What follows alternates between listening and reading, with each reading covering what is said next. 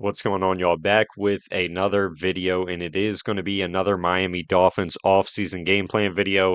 I did one probably a couple weeks ago. At this point, it's outdated. A bunch of stuff has happened. Tyreek Hill has been released, James Daniels, Nick Westbrook-Kine, Bradley Chubb, I believe, was a post-June 1st cut, and that's how I operated under this video. But yeah, we got more stuff, and I'm going to throw in a 7-round mock draft for the Dolphins at the end, so hope y'all enjoy. Starting off with the cuts. I only did two. I did Jason Sanders to save almost 4 million. He didn't even play this previous season out with, was it a hip injury? I think all year. Then I did Tua as a post June 1st cut. I just believe in no way no one is going to trade for him on that contract. And if they do, you're probably going to have to give up like a third round pick for them to take some of the contract on. So I think it's better to just post June 1st cut him. It won't hurt you in the next couple of years. It'll actually clear you a lot of money. And for the negative 11.1 million number you're looking at, that's why you cut Bradley Chubb as a post June 1st cut to save over $20 million. That 20 million minus the 11 gives you around $9.5 million. That's enough to sign probably your rookie class and almost your practice squad as well going into next year. So yeah, that's how I operated. We got the cap up to 7.1 by cutting Jason Sanders. I thought about cutting Alec Ingold, but with Bobby Sloak as the offense coordinator, he also likes to have a fullback. So you might as well keep him for around that $3 million range, I'd assume. All right, only gave out two extensions because, like I said, we are a rebuilding team. So I don't think it is in your best interest to throw out a bunch of contract extensions to try to clear money. But the two that made a lot of sense with their contracts coming up next year were Jordan Brooks and Aaron Brewer.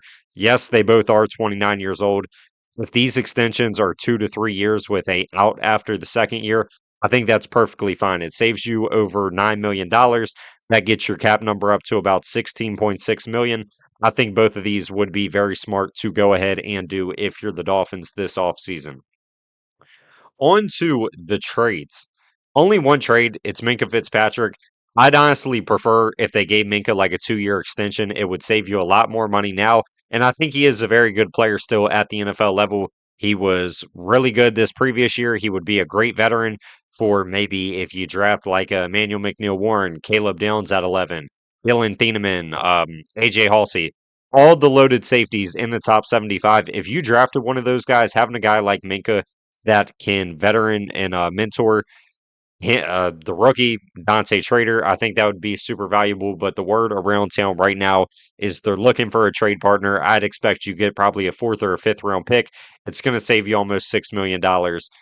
So yeah, there you go. Now you're up around $22.5 million. And now I'm going to go ahead and go into my re-signs, which I got a couple.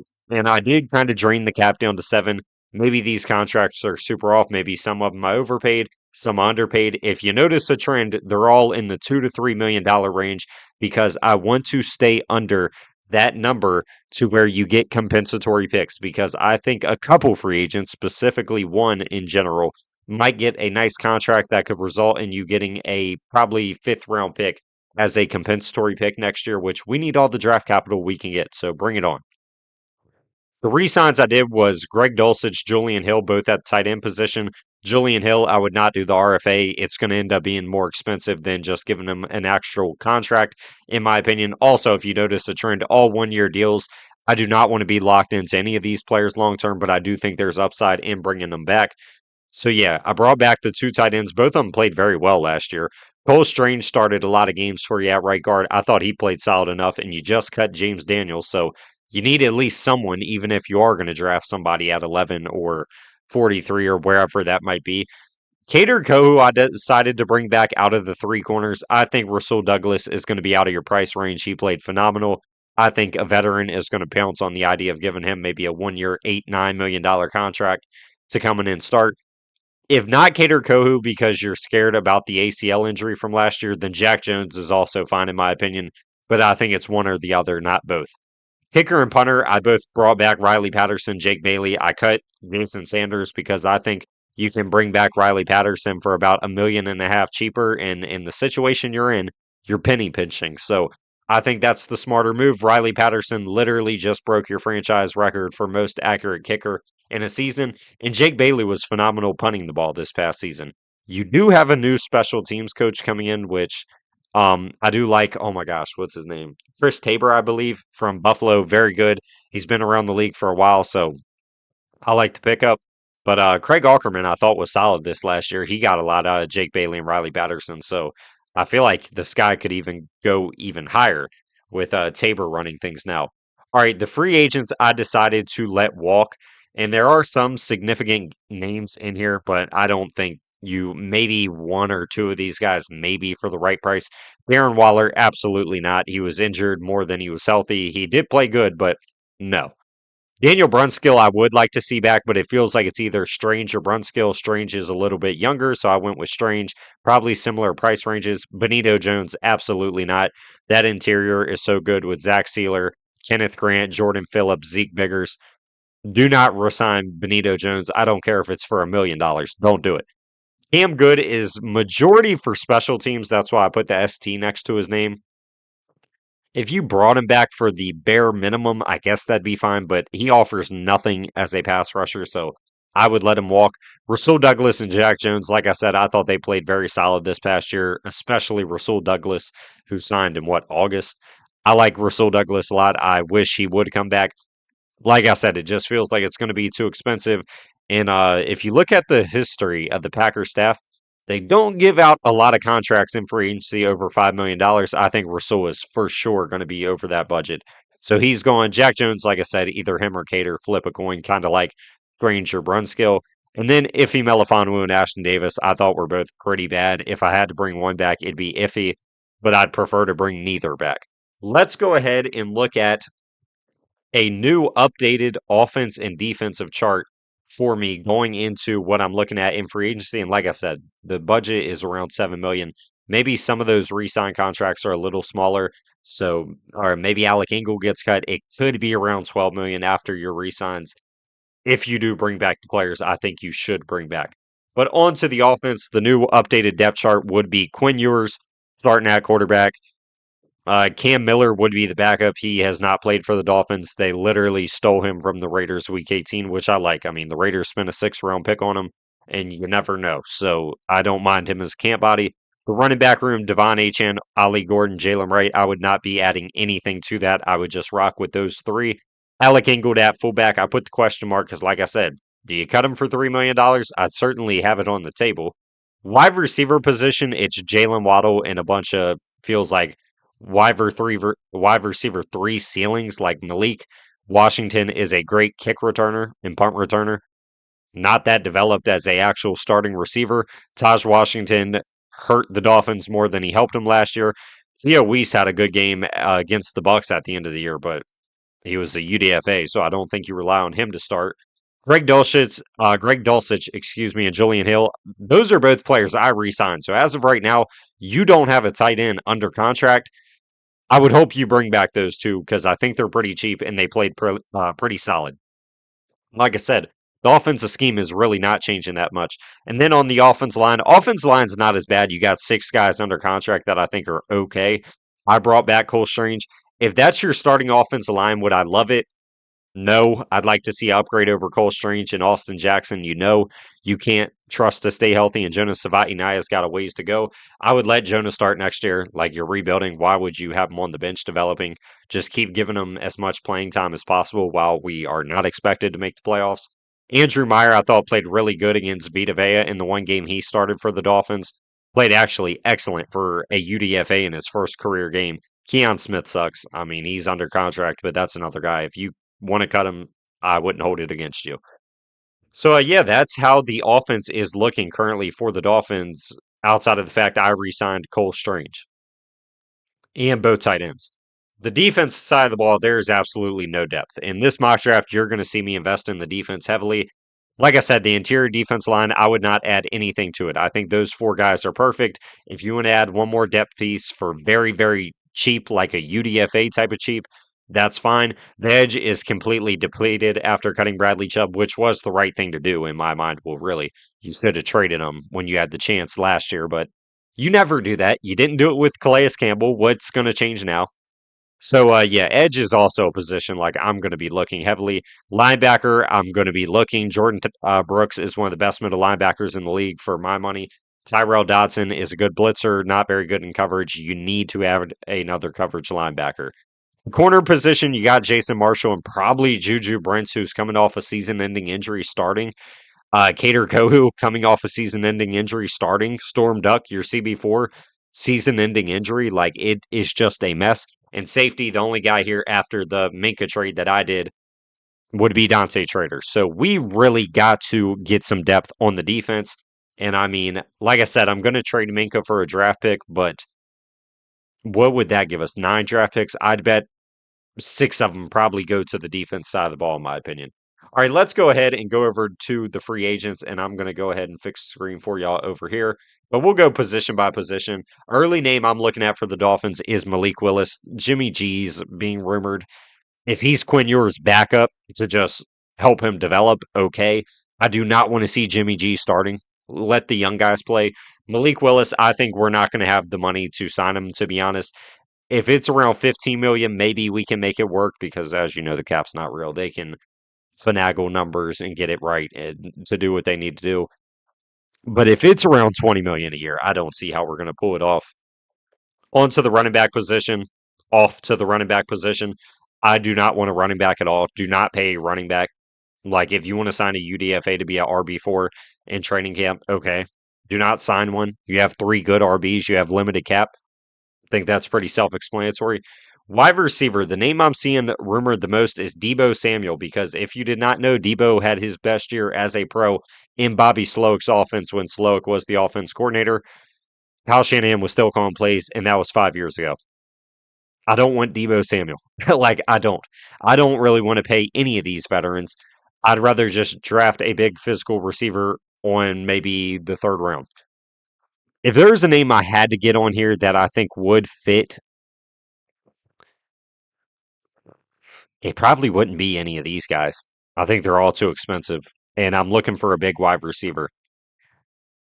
Yeah, I truly would not sign any of these guys. Onto the tight end position, if you wanted to sign David Njoku for around 5 or 6 million for a 1 year deal, I think that'd be a great veteran tight end to add.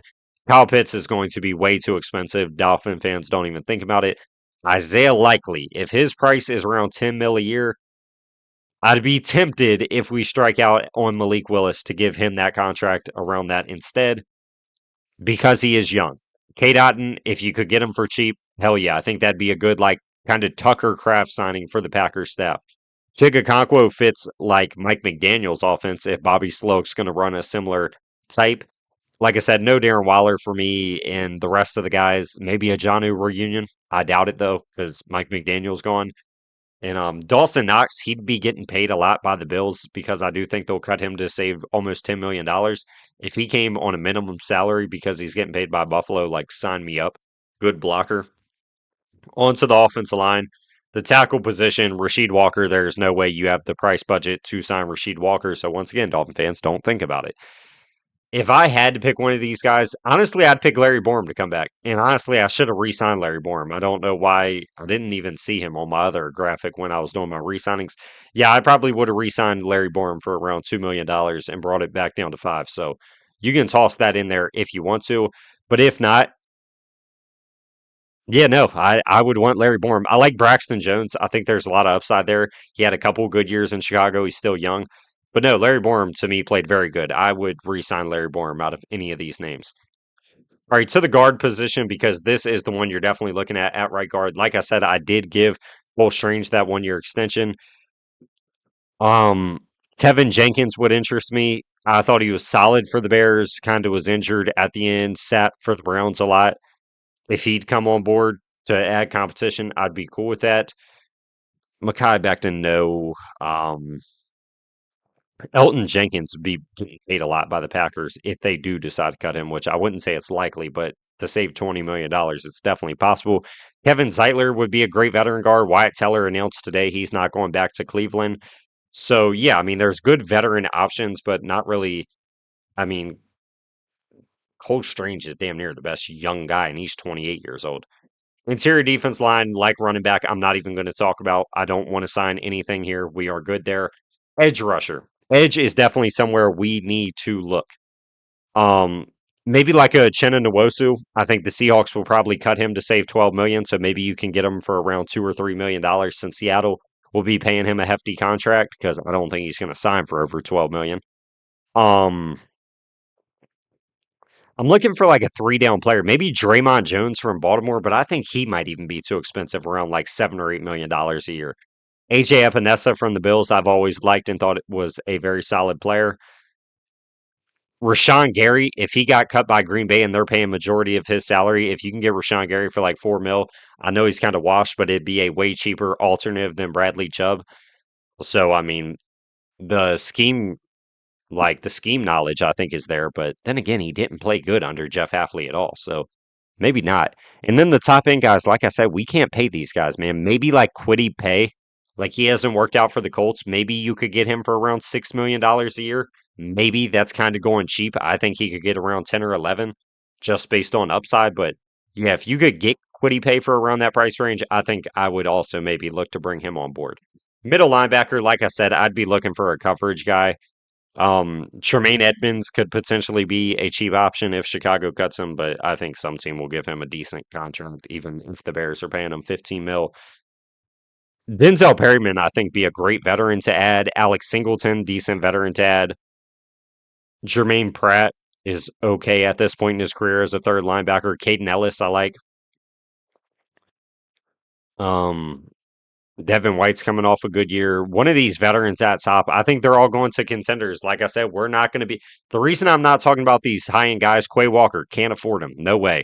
Like, I'm not talking about them because we can't afford them. Even without the money I spent, you can't afford those guys. So we'll keep it moving. Corner position, I would love a Martin Emerson if he is just floating out there because he hasn't been able to stay healthy.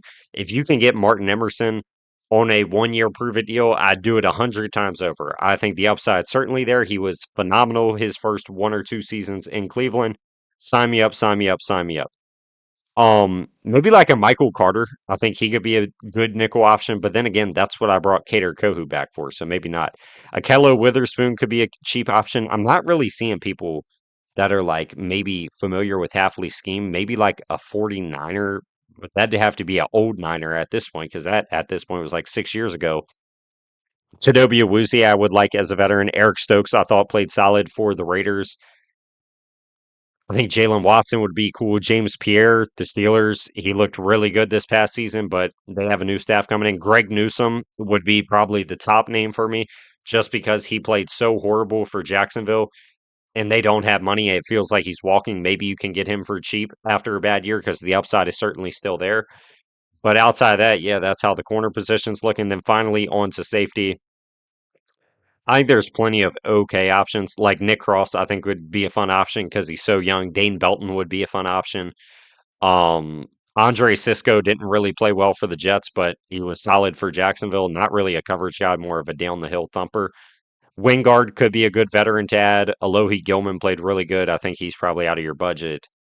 Um, Jaquan Brisker is another one. Like in terms of he just played, had a bad year, so could his market be down and you can steal him and bet on upside? That's kind of my motto with the Dolphins offseason process. I want to bet on a bunch of guys coming off bad years or young guys that haven't excelled and hope we can hit home runs on 1 year deals, then extend them when we actually have money in 2027. But that's going to do it for the free agency. Let's go ahead and hop into a 7 round mock draft for our Miami Dolphins because I'm assuming you're a Dolphin fan if you're here. Let's go ahead and get straight into it. Like I said, I'll keep it realistic. Like if someone falls that shouldn't be there, I'm not going to draft them. So yeah, let's go ahead and get into things and let me fix the screen over here because once again, it is different. And yeah, here, the first thing I do want to do, there was a rumor about the Cowboys potentially trading for Minka. I know, then again, that's probably not a good option because the Cowboys don't have money. So it's like, let's go look at the money. Y'all can't see it, but I can. The Chargers would be a fun option. I think that's going to, no, they don't have draft capital. That's going to be the team I'll trade him to.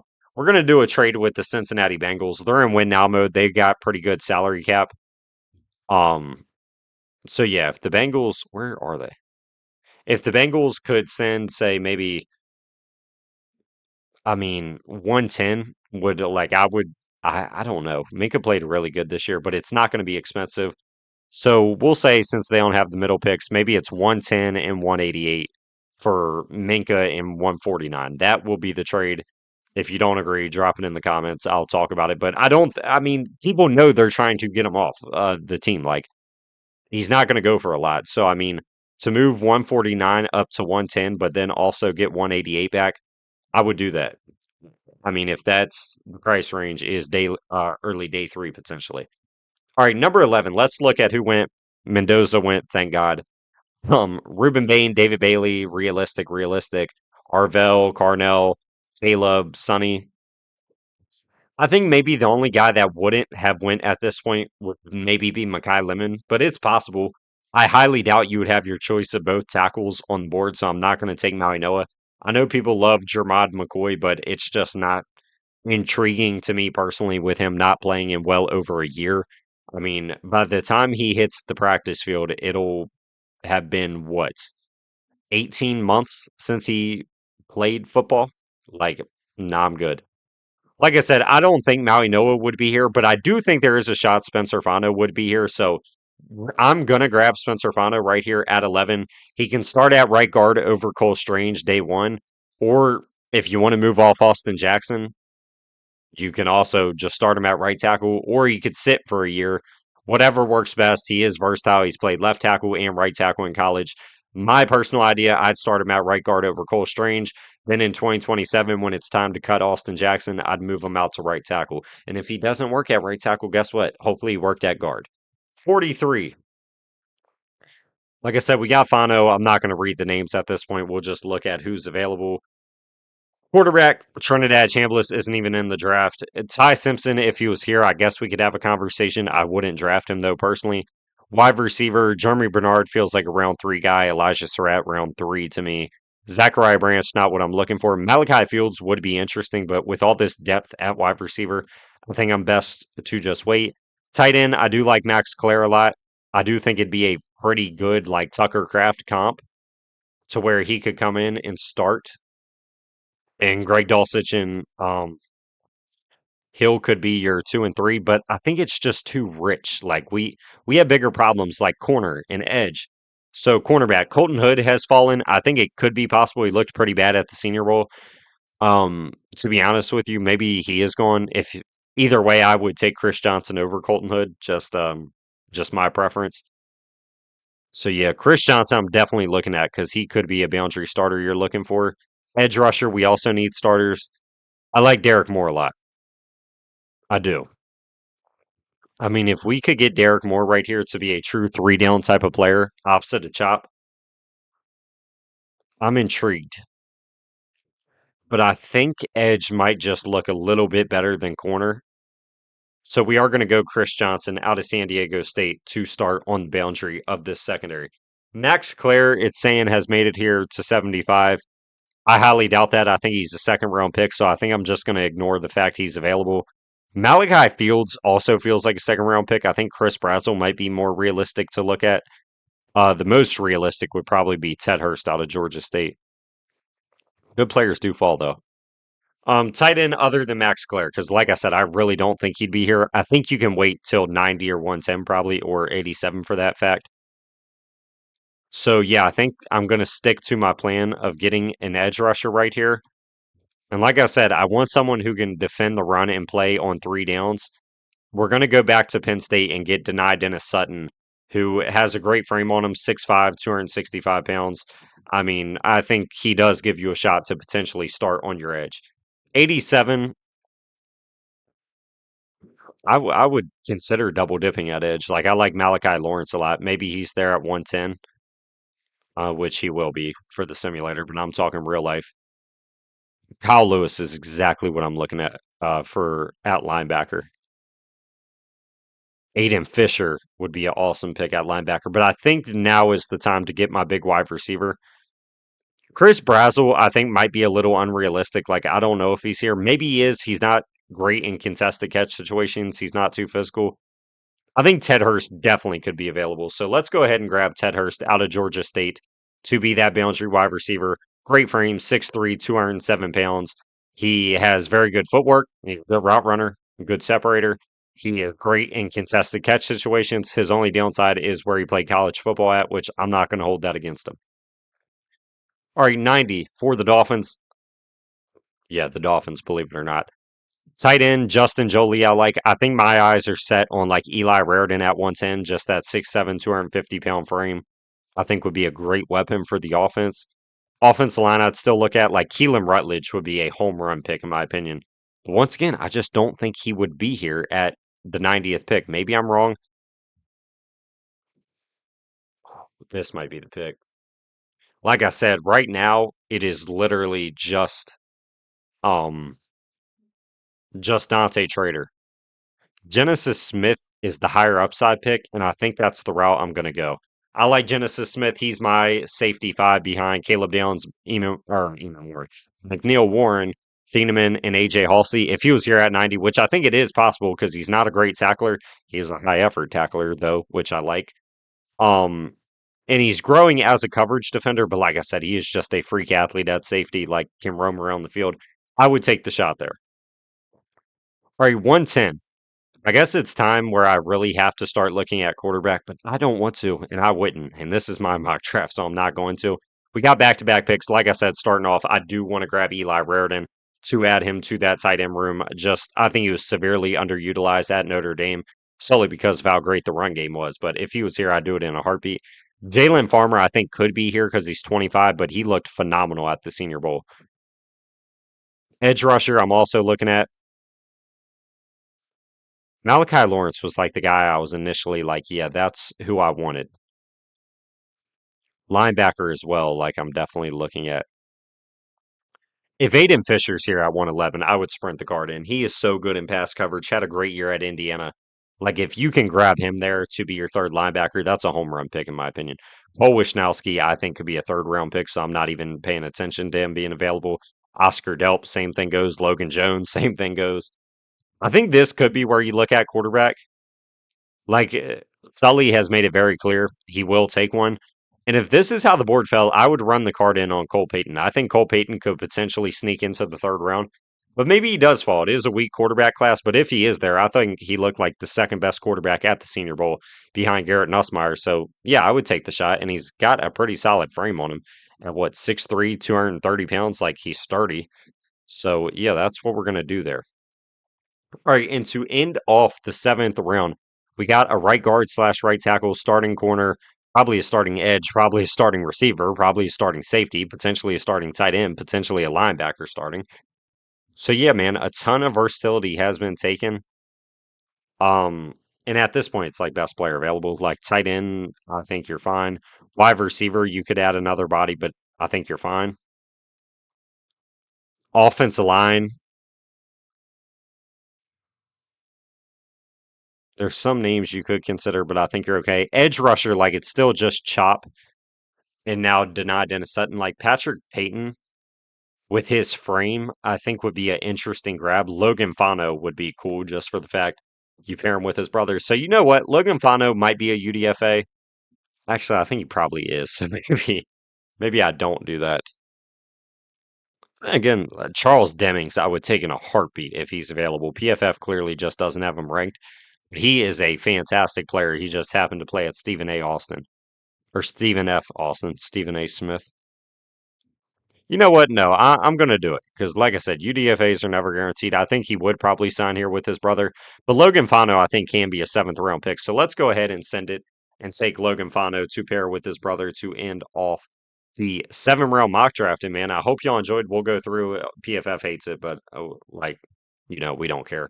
I mean, I got you a starting like I said, probably a starting right guard in 2026. Hopefully, a starting right tackle going forward. I got you a starting boundary corner. Hopefully, a starting edge rusher. I don't know how Ted Hurst is ranked this low. Starting boundary receiver. Probably a starting safety. I mean, you probably got one, two, three, four, five, six, seven starters in this draft in the first 4 rounds, thanks to trading Minka, obviously, and the fifth for the four and the sixth. And then you still took a flyer on a pretty solid quarterback prospect, and you got some more edge depth who I think could be a good special teamer. To me, this would be a win, but hope y'all enjoyed the video, man. And as I've talked about, getting the wisdom teeth out tomorrow, so I'm not going to record a YouTube video probably for 5 to 7 days because of recovery. But yeah, man, I hope y'all enjoyed. And until next time, man, peace out.